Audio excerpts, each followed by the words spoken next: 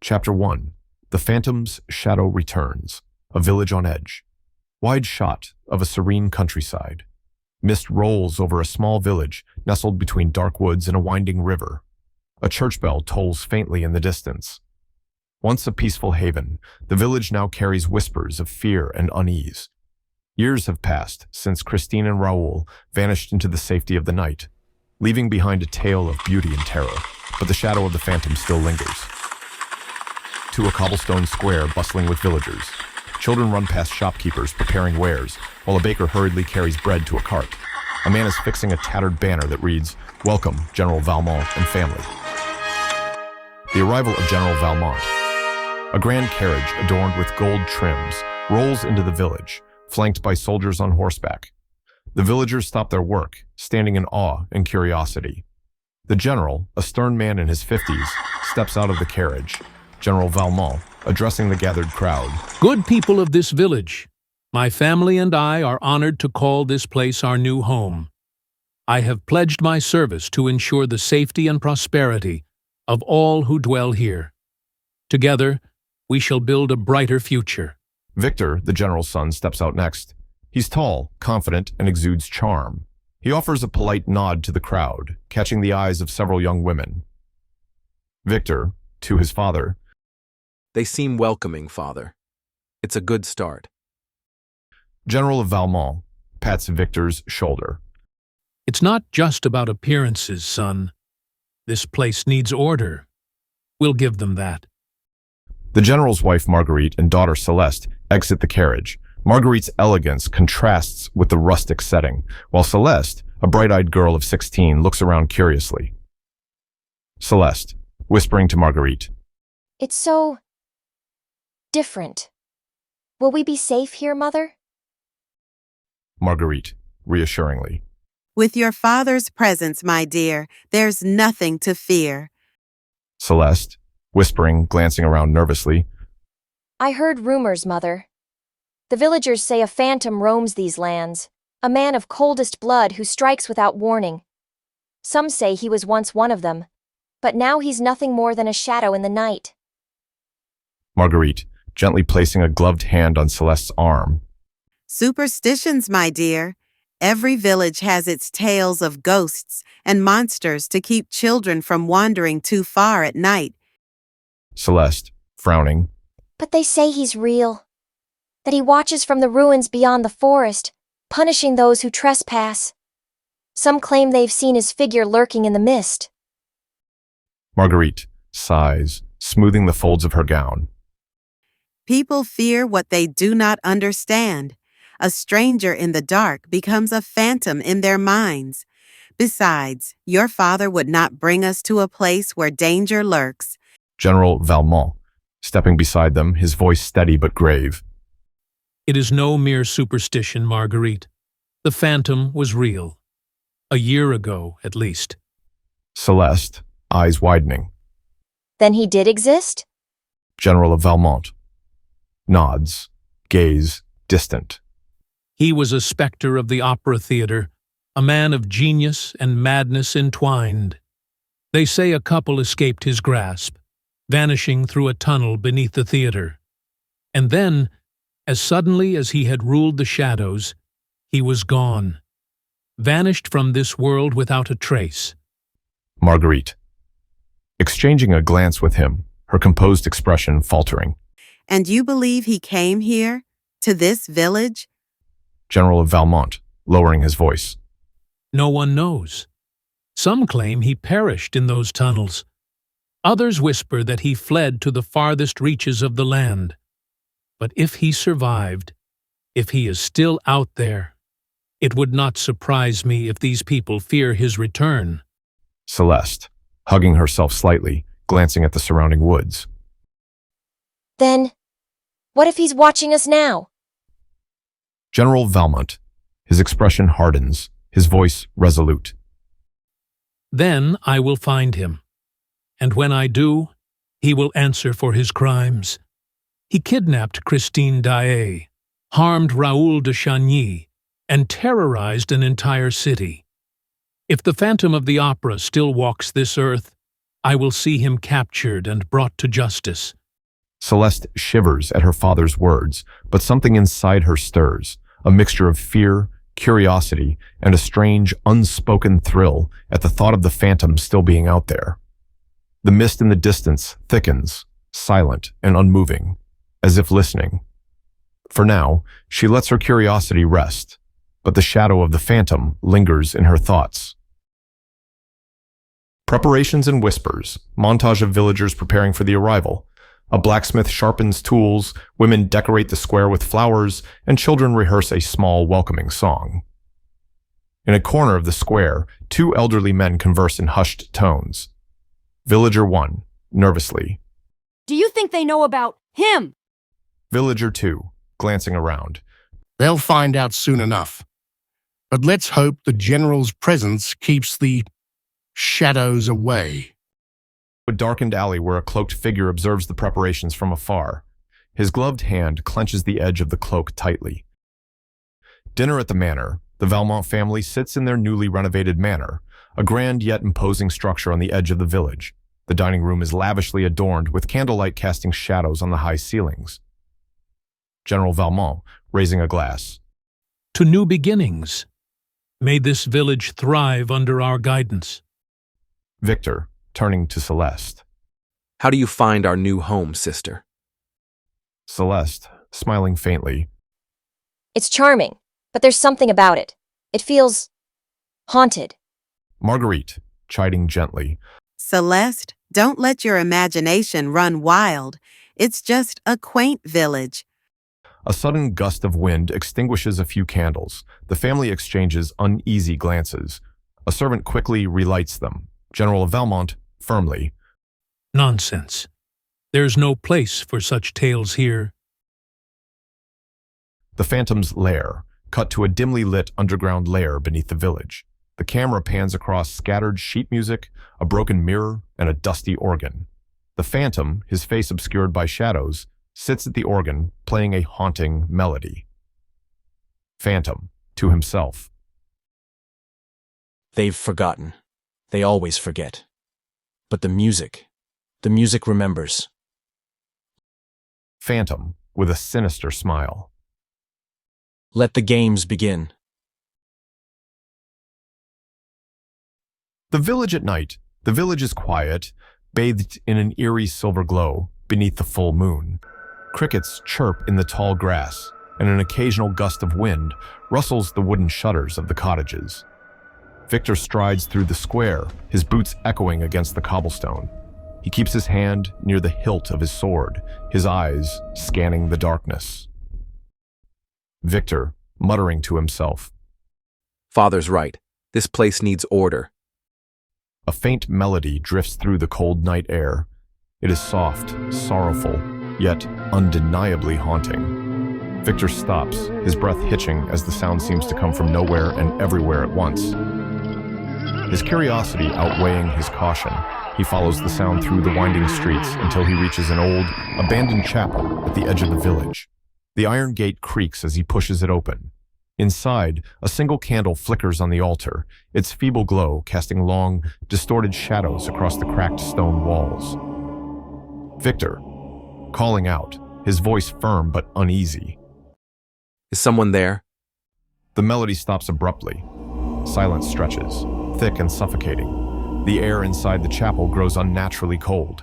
Victor grips his sword hilt, his pulse quickening. Then a whisper. So close, it feels like cold breath against his ear. The Phantom. Not all who wander find their way home. Victor whirls around, his heart hammering. But there is no one, only shadows. The candle suddenly flickers, then dies out completely, plunging him into darkness. Victor, swallowing hard, stepping backward. Show yourself. A slow, deliberate sound, like a footstep scraping against stone, echoes through the chapel. Then another. From the shadows beyond the altar, something moves, a figure or just a trick of the dark. Victor's breathing turns shallow.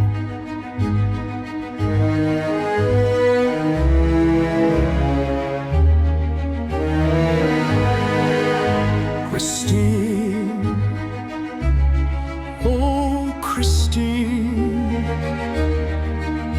a voice once yours, now lost in the night, a love that burned yet hid from the light.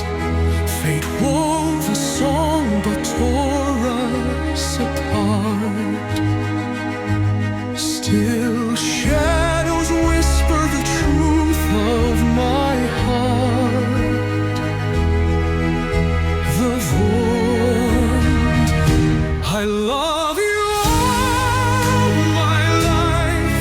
Through every whisper, through every cry, they call me phantom, lost and confined. Yet love is the curse I cannot deny. Christine, oh Christine.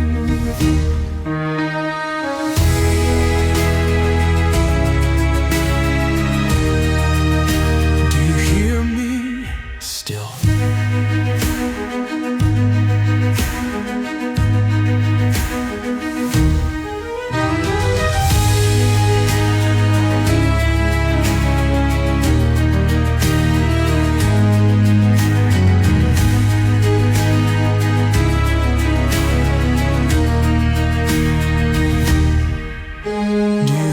me still?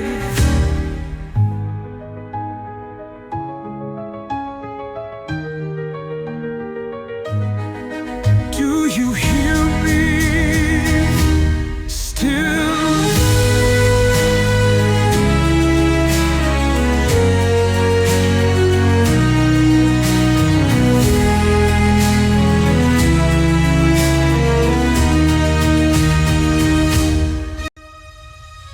Suddenly, a loud crash. The chapel doors slam shut on their own. The wind howls through the broken, stained glass windows, sending a shiver down his spine. He draws his sword, but before he can react further, Raoul, urgently from the entrance. Step back now. Victor barely has time to react before a strong hand grabs his arm, yanking him backward just as the chandelier above crashes down where he stood. Dust and debris explode around them. Victor coughs, stumbling out of the chapel with his unexpected savior. Victor, catching his breath, looking at the man before him. Who? Raoul, calm but serious. And you're lucky I happened by, or you'd be part of that wreckage. Victor, still shaken, glancing back at the chapel. That voice, the candle. It wasn't just the wind, was it? Raoul, grimly. It wasn't. Raoul, firmly watching Victor catch his breath. What is your name? Victor, still shaken but steadying himself. Victor Valmont. And you? Raoul, pauses before answering. Raoul de Chagny. Victor, recognition flickers in his eyes. De Chagny? The one who escaped the phantom? Raoul nods, his gaze darkening. Escaped, yes, but the past has a way of catching up with you. Victor, frowning, eyeing Raoul carefully. Then why are you here? If you got away, why come back? Raoul, looking toward the chapel, voice low. Because I know he's still out there. I've spent years searching, trying to make sure he was truly gone. But the moment I heard whispers of him in this village, I knew. The phantom never truly disappears. Victor, scoffing slightly though still unnerved. And you expect to find him lurking in the dark, singing old songs? Raoul, sharply. You heard it too, didn't you? That voice? Victor, pausing, unable to deny it. Yes. And I saw something, or felt something, but it doesn't prove he's real. Raoul, grimly. That's exactly what I told myself. Years ago. Victor glances back at the ruined chapel, the broken chandelier lying in the dust. A shiver runs through him as Raoul watches him, the weight of experience in his eyes. Raoul, softly. You're standing at the edge of something you don't yet understand, Victor. Be careful where you step, or he'll pull you into the dark before you even know you've fallen. Victor exhales slowly, his grip tightening on his sword hilt. He doesn't believe in ghosts, but something in Raoul's voice tells him this is just the beginning. The two men exchange a look, one of silent understanding. They had both glimpsed something unnatural, something that defied reason. And whether they liked it or not, the phantom's presence was not just a rumor, it was real. And it was watching.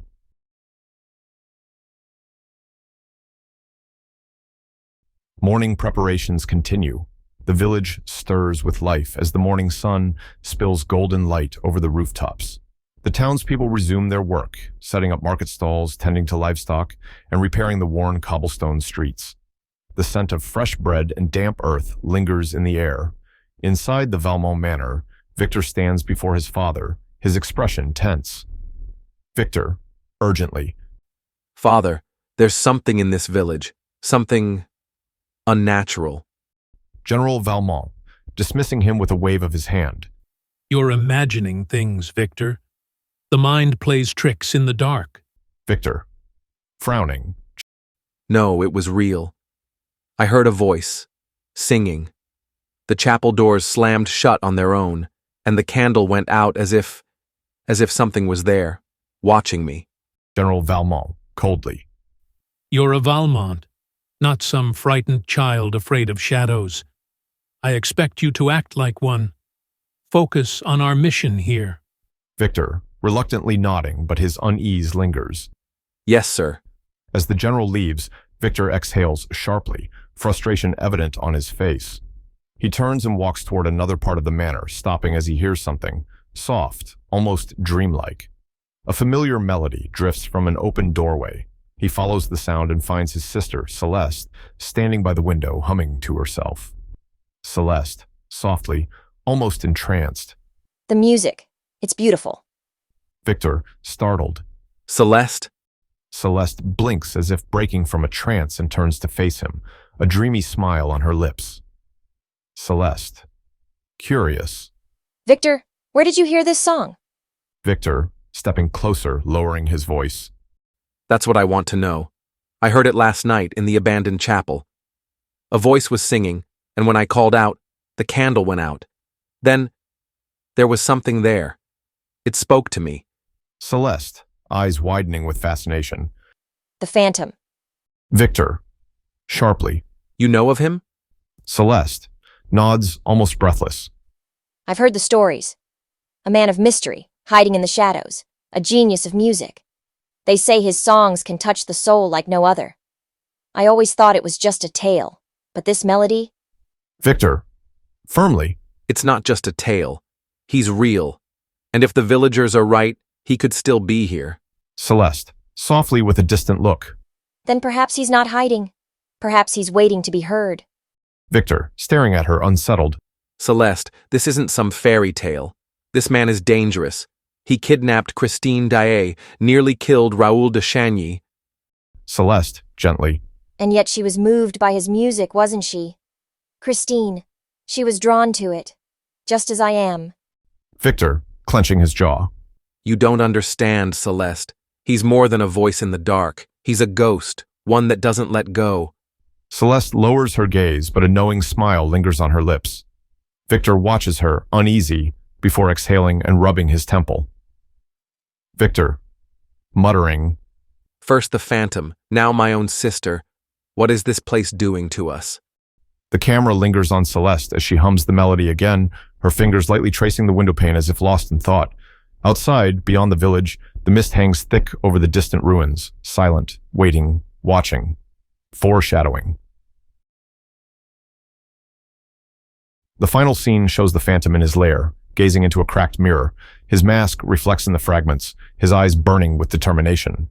Phantom, whispering. This time, they will not escape.